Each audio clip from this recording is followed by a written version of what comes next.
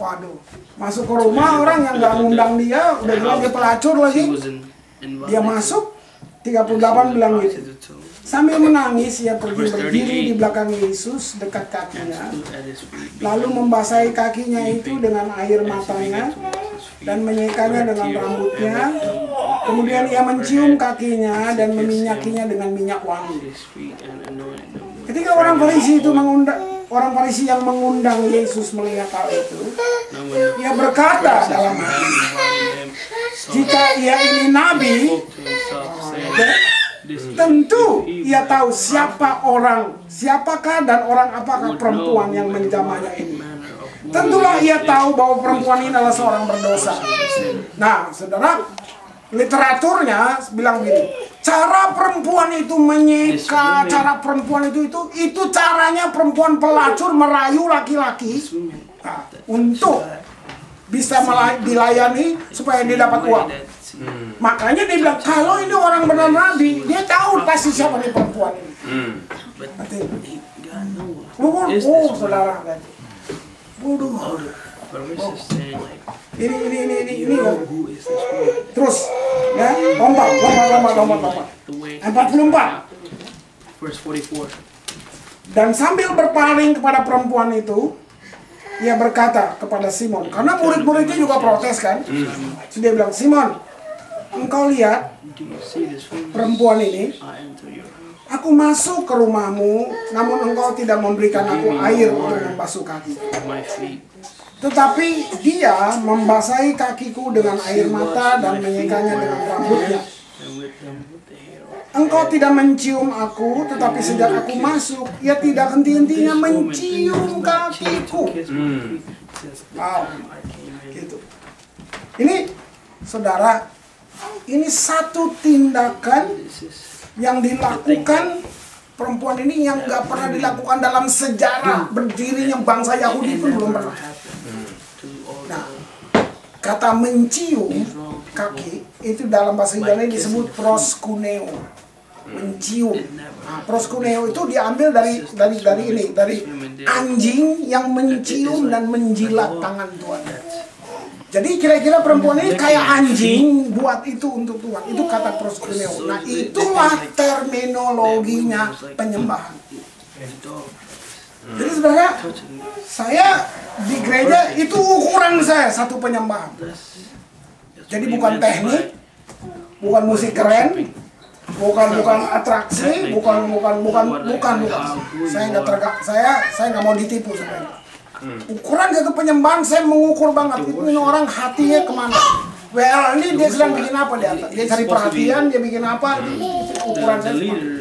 Sebab baru disebut worship kalau kayak dan mencium. Jadi kata mencium, coba jawab pertanyaan ini. Kita mencium karena misalnya kita mencium seseorang alasan apa?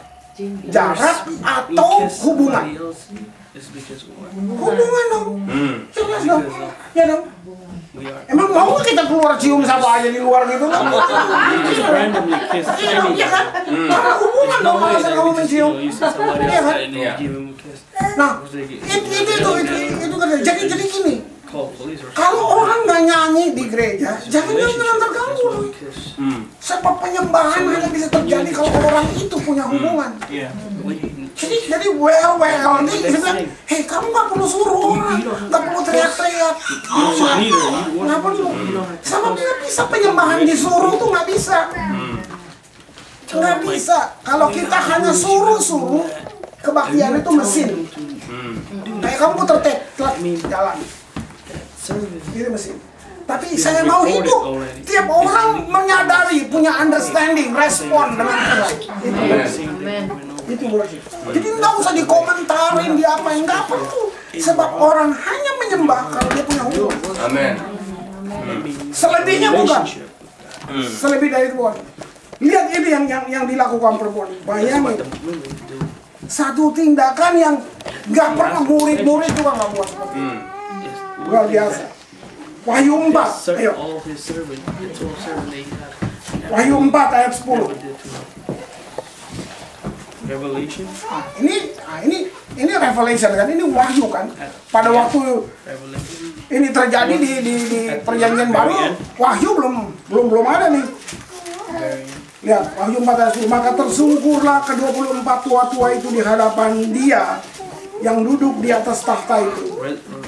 Dan mereka menyembah Dia yang hidup sampai selama-lamanya. Ayat 10.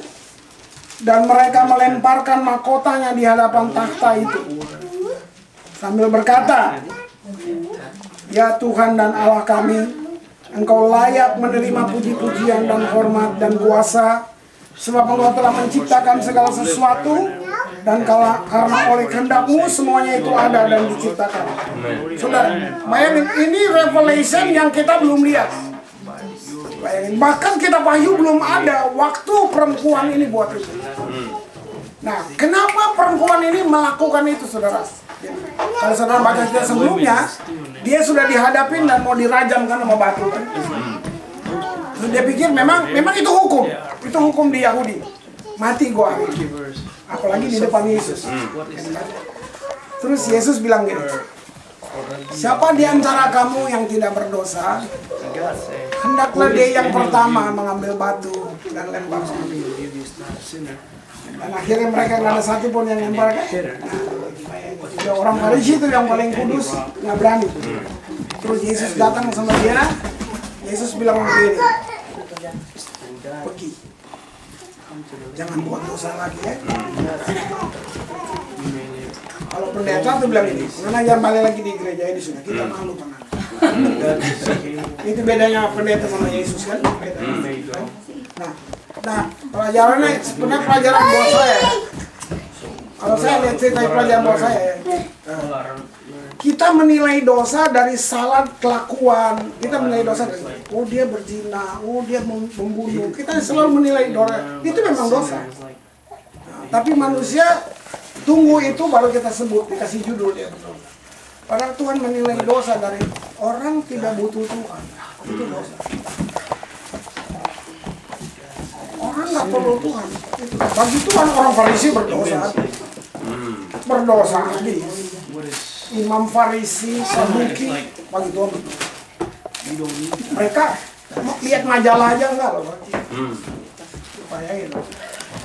Nggak ada bacaan lain, Roy. Talmud terus tiap hari, bayangin. Itu buat Tuhan dosa. Jadi itu memang, lihat nggak bedanya Tuhan. Tuhan lihat dosa dari bahwa kamu nggak perlu waktu. Kita melihat dosa dari lu mati, membunuh, lu mencuri, lu gitu.